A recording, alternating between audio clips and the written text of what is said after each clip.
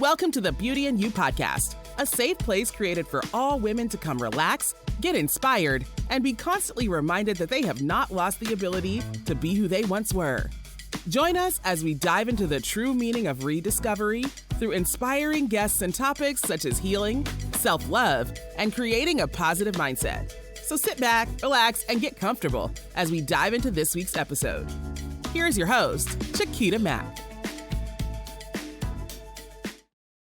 Hey, y'all. Welcome back to another episode of the Beauty and You podcast. I am so excited, as always, as we are heading a little up the road for me to Virginia Beach. You guys, today we're going to really get into understanding your story and really fulfilling that and sharing your journey to continue on to help other people. Our guest today is an award-winning licensed massage practitioner, freelance journalist, author, and orator. Girl, she is doing it all. It is my pleasure to introduce Dominique Carson. Hey, Mama, how are you? I'm fine. Thank you for asking. I'm blessed to be here on this lovely Sunday in Virginia Beach, and thank you for having me on your platform. Thank you for being a part of my journey. I am so excited. There's just so many parts of your story. It's like, I don't even know really where to start because you are such a blessing within itself, and your stories, each part of your story has such a significant meaning. So let's start with which one of your story, whichever one you choose to start with, has had the most impact to get you where you are today? I would say when my family told me that I was hearing impaired. I think that was the start of me taking charge, being diligent, being studious, being motivated. Because when you can overcome that as a child for the first 4 years of your life, even though you cannot remember it personally, right, but someone telling you that is just like, wow, like that developed my relationship with God right then and there. Like there is no science in the book that can fix that in a matter of minutes, especially if everything was normal. Like all my hearing tests was normal. Everything was normal. My auditory skills were normal. I just was not speaking and hearing until I was about 4 years old. So, that to come alive. And then from that experience, my mother introduced me to the book, Emma and Mommy Talk to God. So that was my relationship with God starting right there.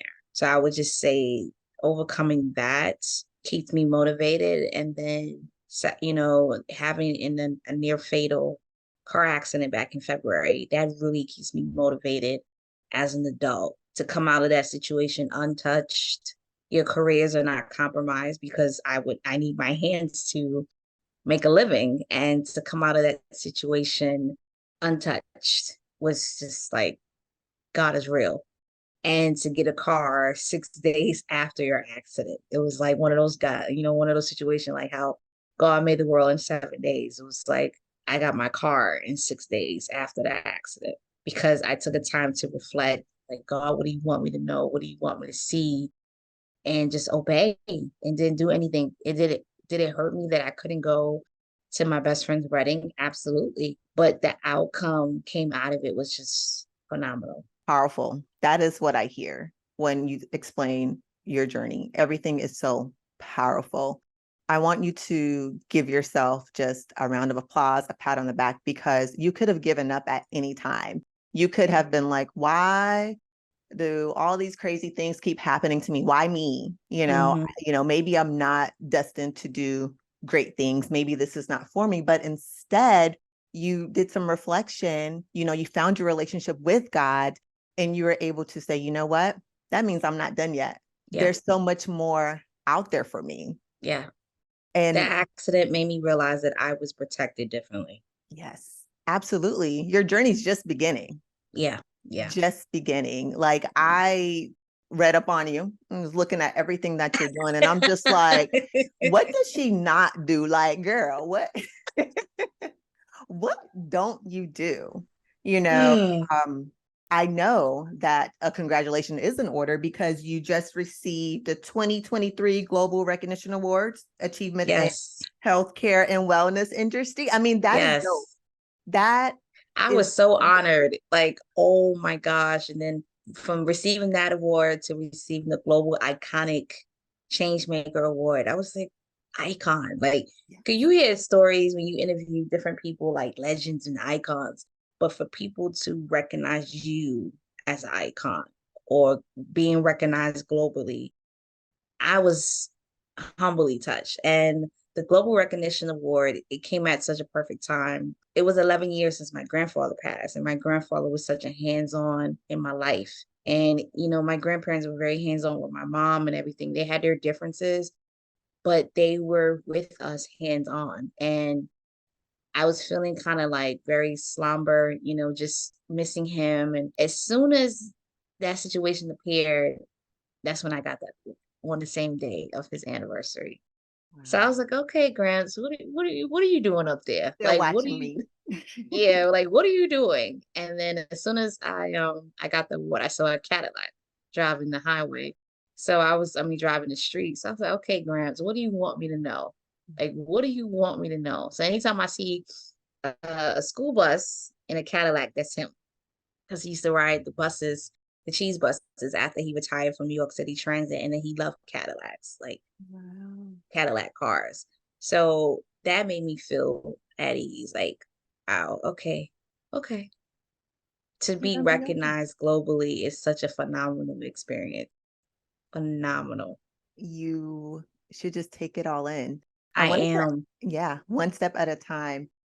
I wanted to ask you, are you, out of everything you've gone through, are you truly proud of yourself? I am. I am. I'm proud of the woman I'm becoming. I've accepted my failures, my lessons. For a long time, I was afraid to fail. Mhm. I was really, really afraid to fail. Like that was like my biggest fear outside of dying. It was failing. But I realized that I needed to fail a little bit to humble myself, to regain my strength. And I'm really proud of the woman I am.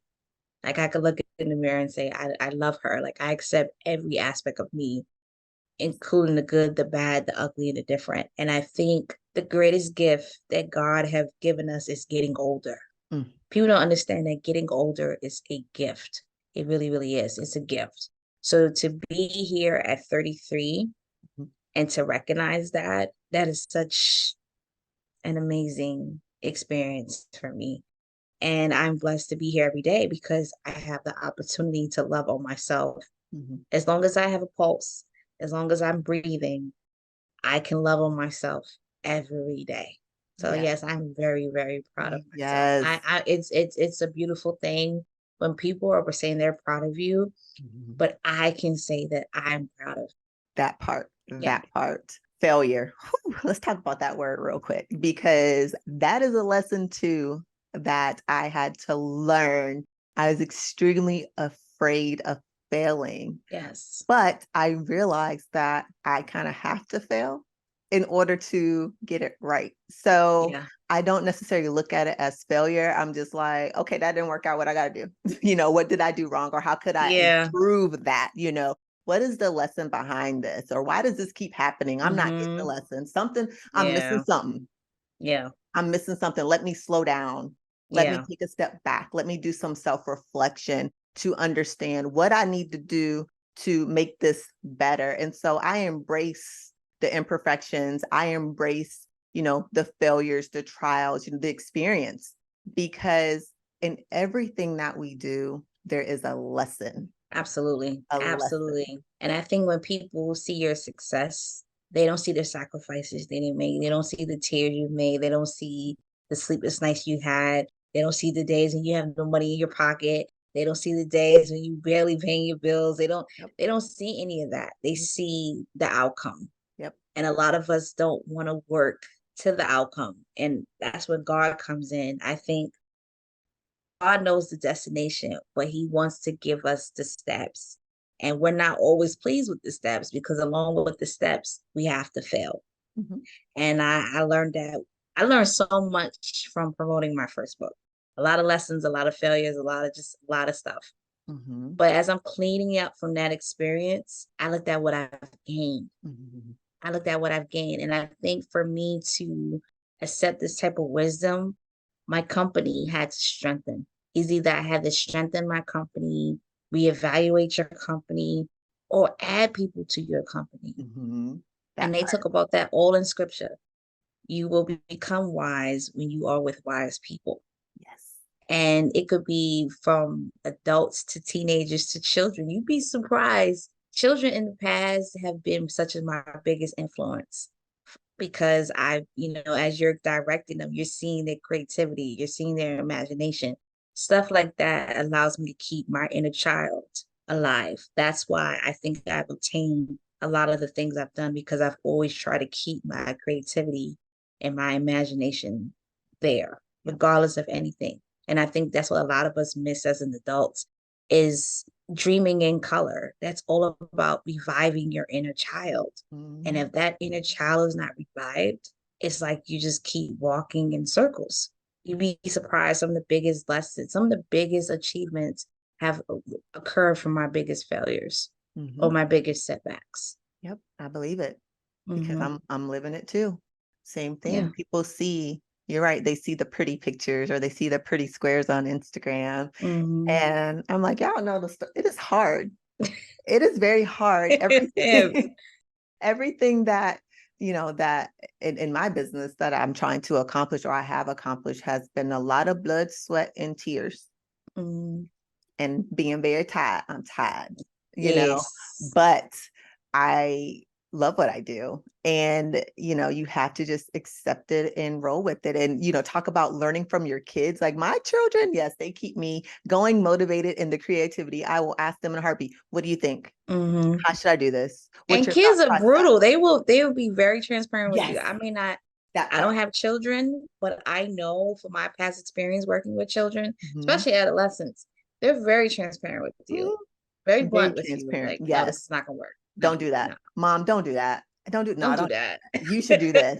And then, my daughter's really good at reels and transitions. You should do this transition. You should do that. Mm-hmm. This is what it looks like. And those are the things that I'm like, oh, you know what? That does make a very big difference. Like their voices are heard. They're heard anyway. We have just that relationship.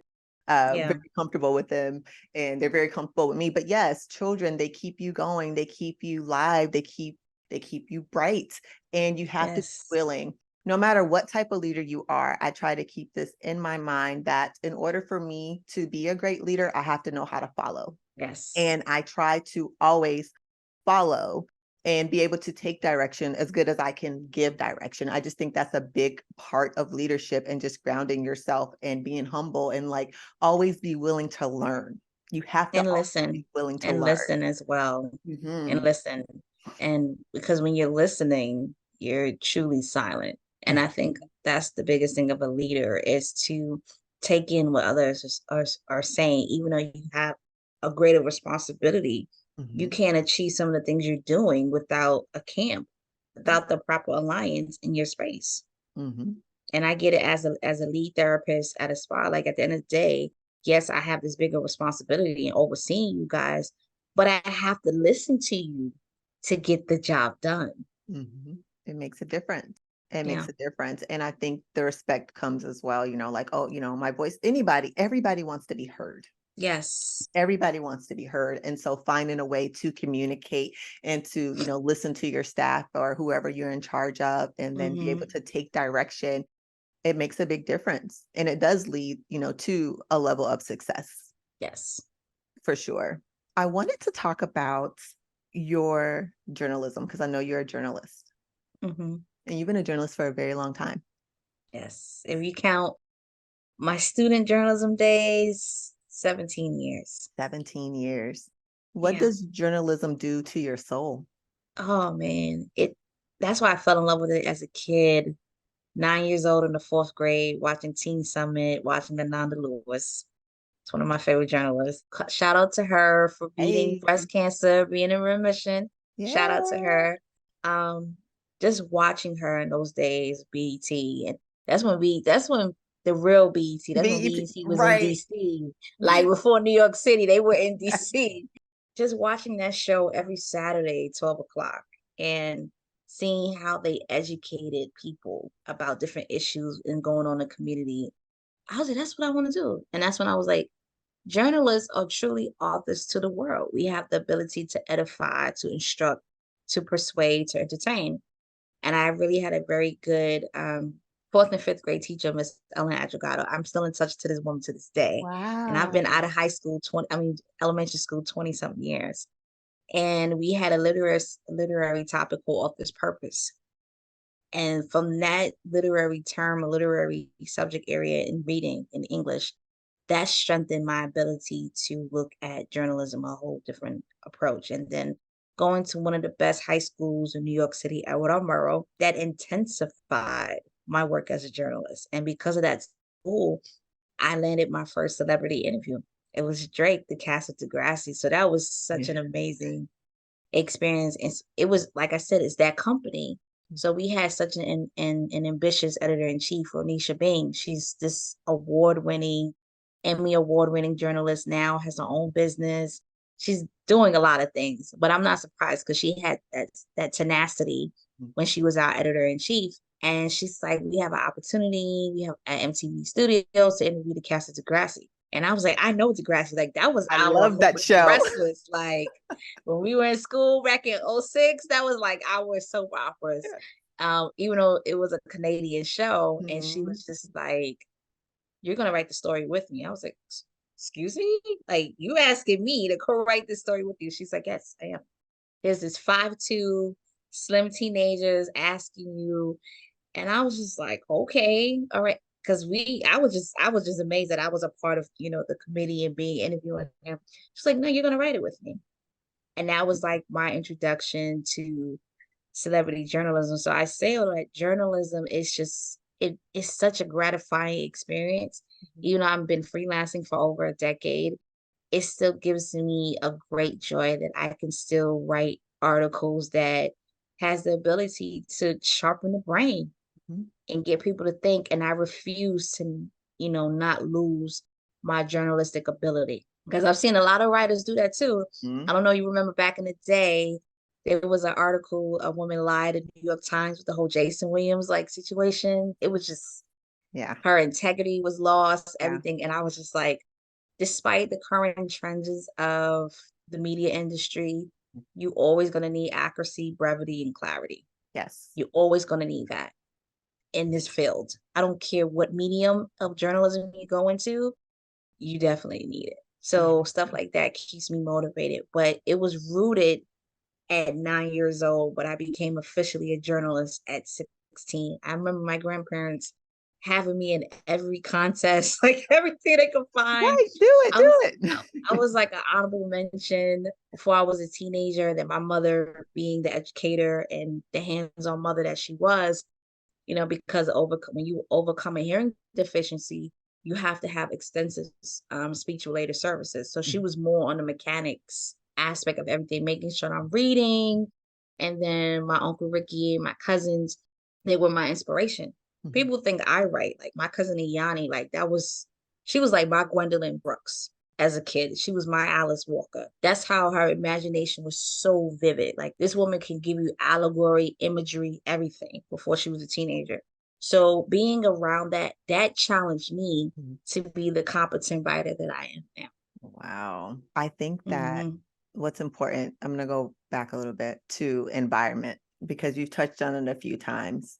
It is so important to have the right people in your circle and the right people that want you to succeed. Because you can't share your journey with everybody. Let me just say that. You cannot. You may think you can, right? Because you want to, because you get so excited. You just can't. You get excited. They look at you deranged, you crazy. Yes. But you can't. You can't, because not everybody, one, wants you to succeed, and not everybody understands where you're trying to go.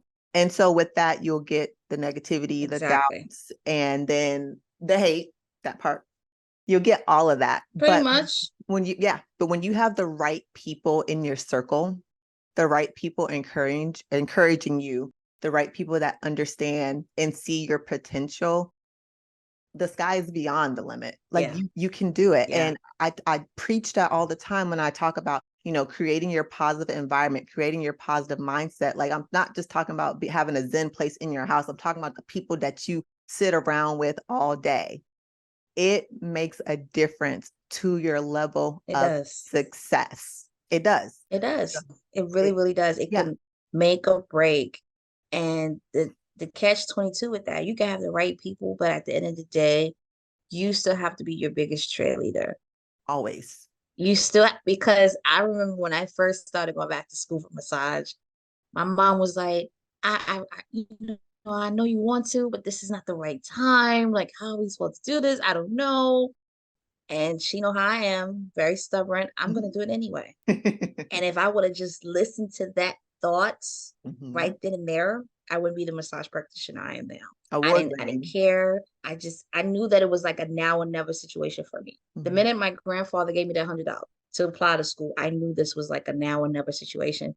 She was like, how are we going to get paid? You got to take that. I was like, it got to be done. Yeah. And I think the more she realized that I was intense with this program, like she's like, oh, wow, she's really doing this. Like it caught on. Like she knew I was always had an interest, but the more I was studying and practicing and traveling, and commuting, because that's commitment in itself, she's like, okay, she's really doing this. Yeah. But you have to believe it in you. Like you have to follow your gut. Your intuition is, and that moment, my intuition was like, you got to do it. You got to do it. Trust yourself. I didn't want to take out loans again. Like I just completed my master's. I didn't want to take out loans again, but I had to, because I knew this was another profession that I needed to do. Like I felt unfulfilled. Like I felt like I needed to do something else. And going to massage school was the best decision that I made. And financially, it was the first time I was really seeing money. Wow. When I was massaging clients in New York, I was really seeing money. Like, oh, wow. This is good. This is some, yeah, like this was some really, really good money. I was like, okay, all right. So it turned out to be, the best decision that I ever, and not to take away my other 2 degrees. I'm very thankful. I've set the mark. My family on both sides, like, you set the bar. The bar is high. Like, you have a cousin like that got her master's before she's 25. Like, you set the bar. Like, I hear like both my cousins on my dad's side, like, she set the bar. Like, if Dominique could do it, then I could do it. But I tell people I did it, but I had a lot of help. I had help financially, mentally, emotionally. My praying family was praying. So I had people helping me behind the scenes, to get to where I'm at right now. Especially when I first started college, I was going through a lot. Like I lost one of my uncles I loved finishing high school. I lost my grandmother in my second semester as a freshman. I lost my grandparents, one graduating from college maybe 3 months after. I lost my other grandparent finishing graduate school. It was just a lot of death. My parents were going through a divorce, so that was a death. Like, it was just so much piling back to back, back to back, back to back in my college years. But I had to keep going. I had to keep going. Yeah. Talk about fresh out of school. Fresh out of school, you lose a family member you love, like maybe 2 months before you graduate from high school. Then you lose your grandmother, your father's mother, second semester as a freshman in a study hall. And all you could think was just like, I just talked to her a week before, and I didn't think a week later she would be, gone. And then my grandparents, my mother's parents, like, that's when I felt like my faith was tested the first time, when losing both of them in a 13-month time period. I'm like, God, like, how much more? Like, and then losing one of my very close classmates to suicide. Like, this guy was my dude. Like, this was my baby. Like, I just full of laughter, life, and committed suicide. And then as an adult, losing one of my dear friends as an adult, like in my late 20s, one of my good girlfriends had a brain aneurysm at 27 years old. She just turned 27. And then 2 weeks later, we lost her. Yeah. So along with those success, I've dealt with battles. Like, just battles after battles. But I think out of the biggest battles, I would say like my grandparents was that is to this day, it's been like 10 plus years and it's still a tough pill to swallow because, people have grandparents, but I had relationships with both of them. And that's not to take away from my father's family, my biological father's parents, because I love them dearly. But it was something about my maternal grandparents, very hands-on. They were just the go-to people, like for everything for me. Voice of reason. Part of the reason why I'm in my professions that I'm in now. I remember my grandmother, 10 years old, telling me I was gonna write books. She cooking breakfast and I'm waiting for my food. She's like, you're gonna write books, right? I'm like what? Okay. Like, what are you talking about, lady? Like, and I wrote my first book. Like, she Mm-hmm. told me I was gonna have another career using my hands. I'm a massage practitioner. Yeah. Grandfather told me to go to the high school I graduated from. So when I tell you hands-on parents, like telling me to the journalists that I had to study, Tavis Smiley, Jet Williams, Peter Jennings, like the list can go on and on. Like he was telling me the people that I had to study as well. And to lose that and to have all these peaks in your career and your grandparents are not physically there, it can be very, very tough. I understand. I completely, not from a grandparent's point of view, because I still have my grandfather's not here, but I still have my grandmother, and that's my baby right there. That's like, she just turned 77 a couple weeks ago. That's my baby. So I don't know what I would do because she's my rock, and she's she's pretty much raised me, and I have so many memories running around with her. So, but I did lose my aunt, who was like my sister, and she passed when she was 32 years old then. And that's been many, many years ago. I was a senior in high school, and it still hurts today, just like it happened. It was one of the same things. I just literally talked to her. And then a couple of days later, it's like, what? Like what? That's how I feel like when my grandmother passed. I saw her 3 days before she died. I was getting off the train. I was just finishing grad school, a class, and I'm getting off the 3 train in Brooklyn. And my gut and my spirit was like, you need to go see your grandmother. I'm like, I'm tired. I don't want to go. I just did like a 3-hour class. And I went. And she was still as vivid and lively and in her wheelchair and all. And I was like, okay, God, like she getting her strength back. Okay. And then 3 days later, I get the call. Like, what? Like, I'm not understanding this. Like, so it was that. And even losing my girlfriend that I grew up with back in Brooklyn, like to breast cancer, like back in August, like that's a tough one for me to swallow. And she has so much promise. Like we were these 2 teenage girls on a stoop in Brooklyn, talked about everything we were going to do. And we did it. We did it. We planned it out. We was like, you're going to make our mothers proud. We're going to go to college. You're going to get our masters. And we did it. Like everything that her and I did, we talked about. We was those 14-year-old girls. And we did that. And and now that we found out she was in Maryland, I'm in Virginia. So she was like, we really ain't got no excuse not to see each other now as adults. Because we stayed in touch on social media. And then 3 months later, she died. And she didn't tell a lot of people she was sick. I knew cancer took a toll in her family. Her mother died from it, Miss Andrea. That lady could cook some fried chicken. There's another woman that could cook some fried chicken, Miss Andrea. And her grandmother died, her father's mother died from cancer 20-something years earlier. So it was like, oh my God, like that cancer gene. And I know my girlfriend is very, she was very stubborn. I don't know if she opted out of the medication, but she was like, I'm not going to let this cancer break me. A lot of people didn't know she was sick, neither did I. And to lose her, 3 weeks before my 33rd birthday was like, wow. That's still coming to terms to deal with that. That was a tough loss for me, because this was someone I grew up with. Like that was one of my first really good female friends in my adolescent era, because all my life I hung out with boys. Boys. Like I was a boy, all boys, boys, boys, boys. And I remember my grandfather was like, oh my God, there's a girl for Nikki Knack to hang out with. I'm tired of her seeing all these dudes. Like there's a girl that is similar to her mentally that she can talk to. Yeah. So I just remember getting, finding out on social media that she passed. I went into a panic. It felt like my heart just dropped. I blocked the rest of my day. I was like, I cannot massage any more clients. Do not put me on a schedule.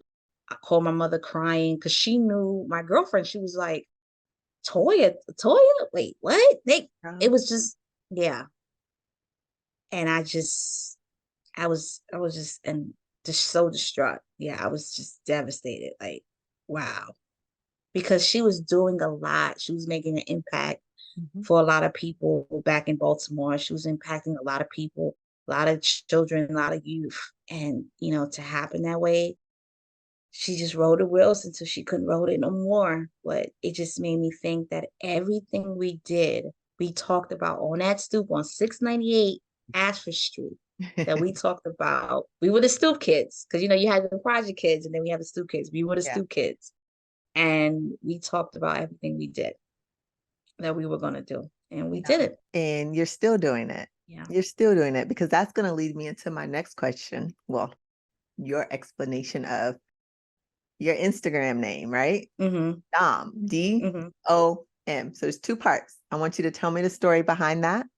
Okay. And I want you to explain to me why the Quiet Storm. Okay. I'll go to the Quiet Storm for a second. My grandfather, that was my other nickname he gave me. I think because everything I've been through with the whole hearing impaired and people doubting my mom and saying that she was never going to finish college, broke that message. Now she's been in 29 years with the Department of Education in New York. So, and to come out of that situation full force. So that's how he got the Quiet Storm. And then my tempo was kind of like Quiet Storm was like a burner until it turns. And once it turns, it turns. So it has it's a yay and nay side to it. But for the most part, it was just how overcoming the odds and people doubting you as the underdog and to come out just blossoming. That's how he gave me the Quiet Storm nickname. And then Dom, the acronym, this was maybe 2 days after my good friend Toya had her homecoming. I was so mad I couldn't go. And at first I was going to drive. I was like, Mom, Baltimore is right there. She was like, no, you're not.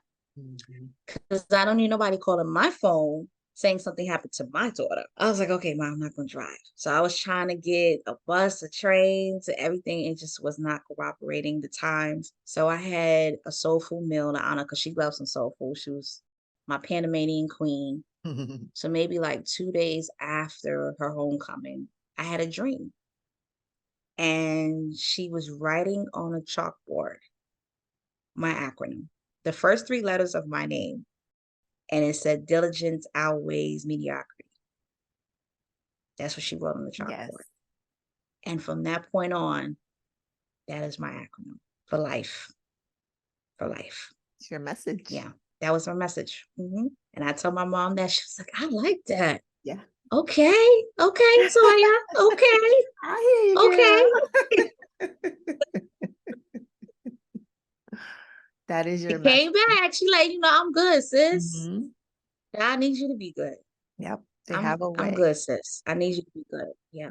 They have a way of leaving messages. Yeah. Even though they're gone, or just to let us know that they're still around. Like my aunt thought that I was like the smartest person in the universe. She literally just thought I was just smartest person ever. You're just so smart. And I'm like, huh? Okay.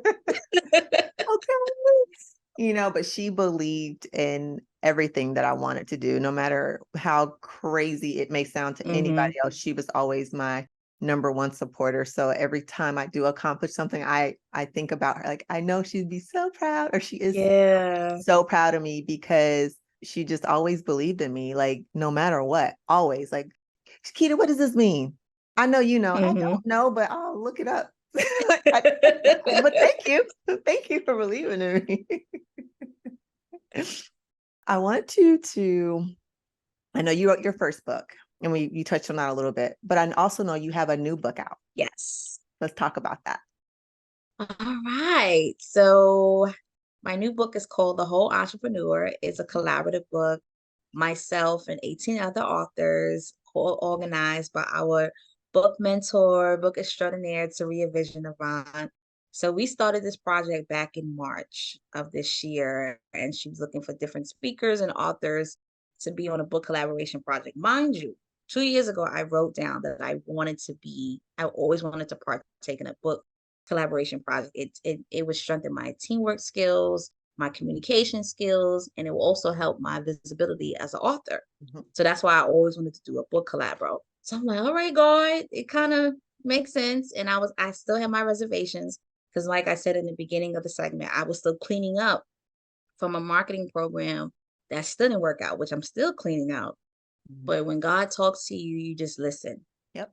And he said, go with this assignment. I'm like, okay. So I'm listening to it. So we had a nice Zoom call. It was a whole bunch of us, and we got on it. I was one of the first 20 people that decided to do this project with her.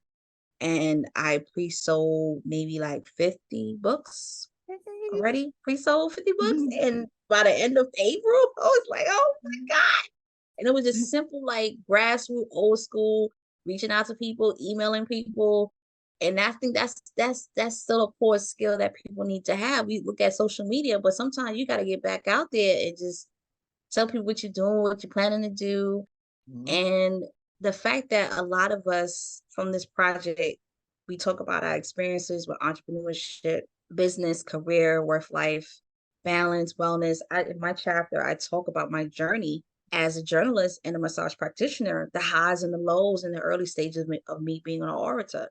You're going to see the peaks and the valleys. You're going to see the rejections I experienced. A lot of people that grew up with me and read my bio, they was like, I didn't know you survived all this stuff. I didn't know you made history. I didn't know you did. So it allowed me to get more personal. And that's when one of the things that Taria challenged us with the bio. I need you to get a little bit deep. I was like, what? Like, Yeah. people can look me up on bio. Like, no, I need you to get a little bit deeper on this bio. I was like, okay, all right. And it's funny that that opportunity came a month after my car accident. You just, like I said, some Never of my know. biggest blessings came from my biggest challenges or setbacks. Mhm. And we just finally released the book last month, late October. It's doing well. We're selling it independently. So if you guys are interested in purchasing, you can click the link in my bio on my Instagram.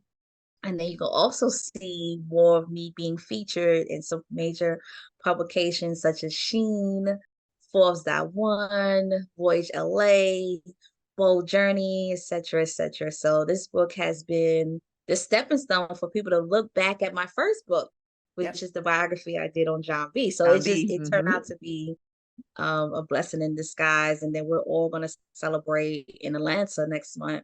We have our Author All-Star Conference celebration, so I'm excited about that. And I'm just looking at for what's to come for next year. So I believe 2024 is going to be the year of abundance. But I'm so grateful that I did this book collab project because now it's allowing me to be in another anthology. It's called I Am Unbreakable. There you go. And I said in that segment, I'm going to talk more extensively about the car accident Mhm. because that is truly an unbreakable moment for Okay. me.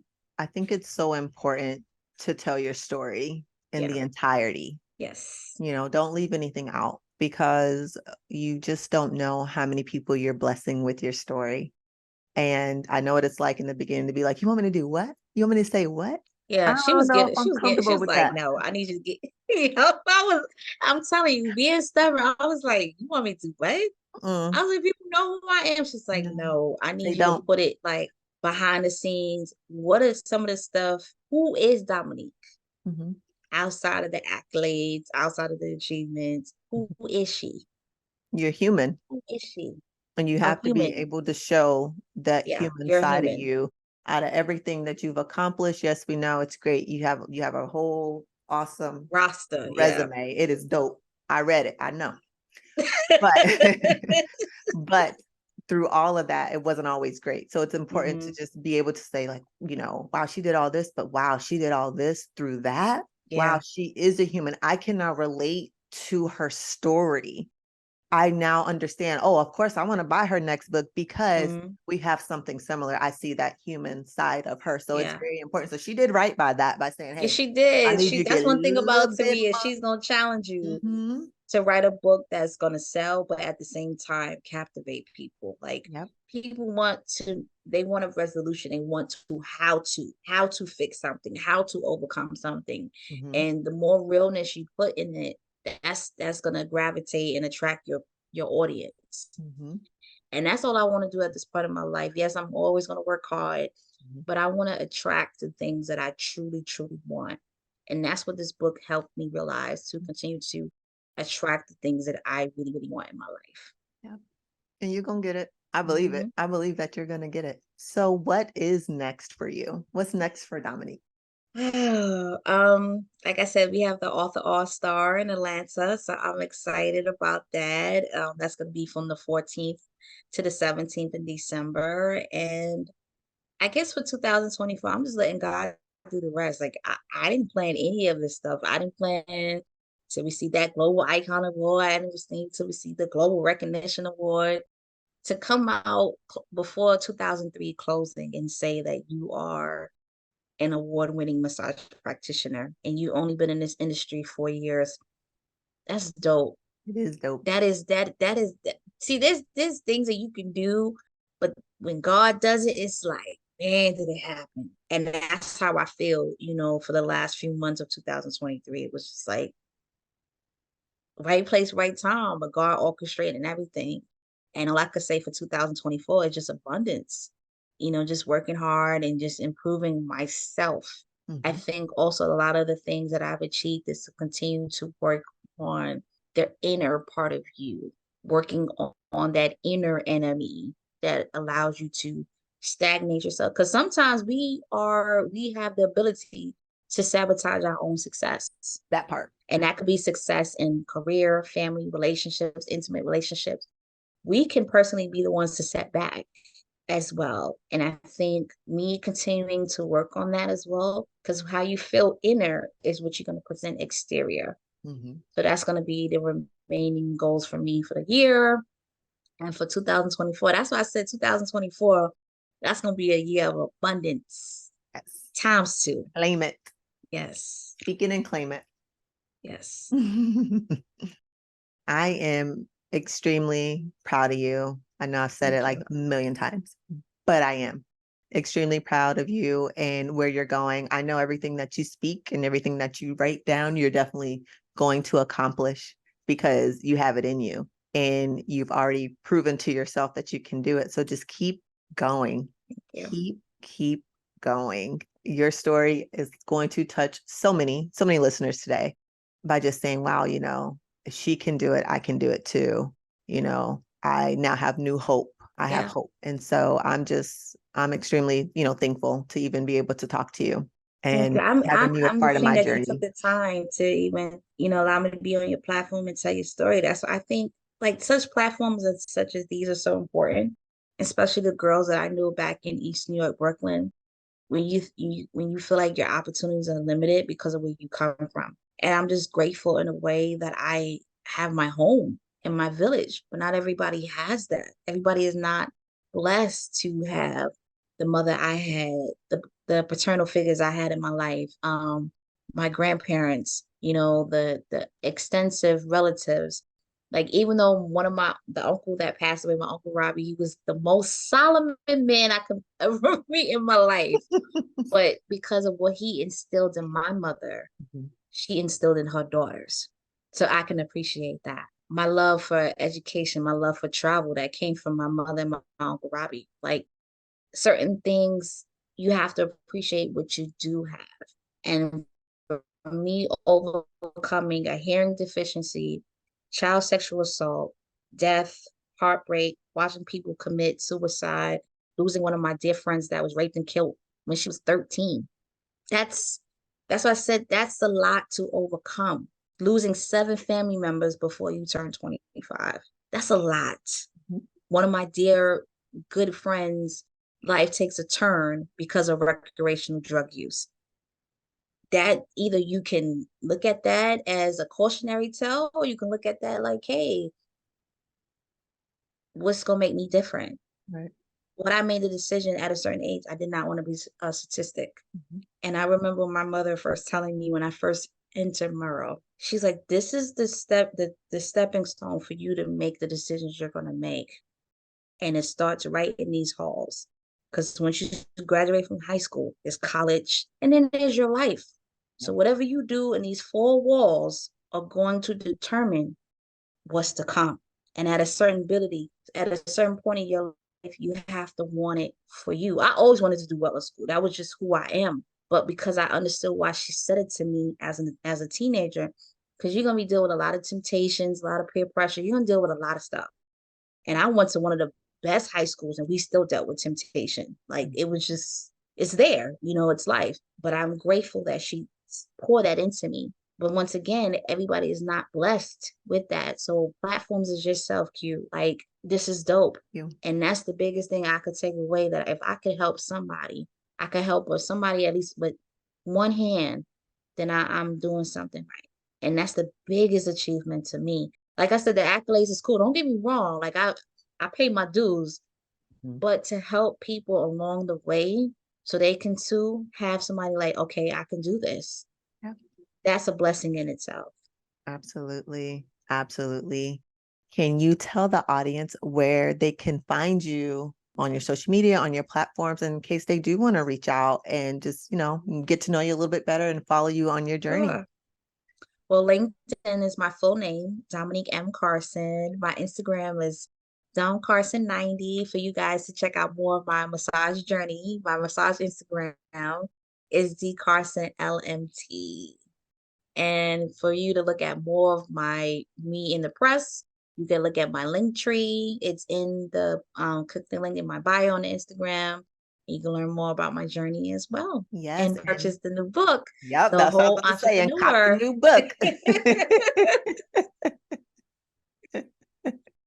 Yes, cop the new book, grab your copy. Like I said, I'm just truly honored, and thank you so much for being a part of my journey.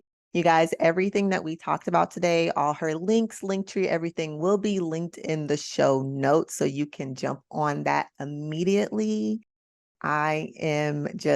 I'm excited, and I can't wait to continue to watch your journey. I know there's a few other things out there that's going to be coming in for you soon. So I will be watching so I can cheer you on. Yes. So yes. So yes, you guys, thank you so much again for listening. And until next time. Thank you for joining us on this week's episode of the Beauty in You podcast. Don't forget to rate, review, and subscribe. Visit us at thechiquitamac.com or join us on Instagram at thechiquitamac for your daily motivation and inspiration. Tell a friend to tell a friend. Until next time.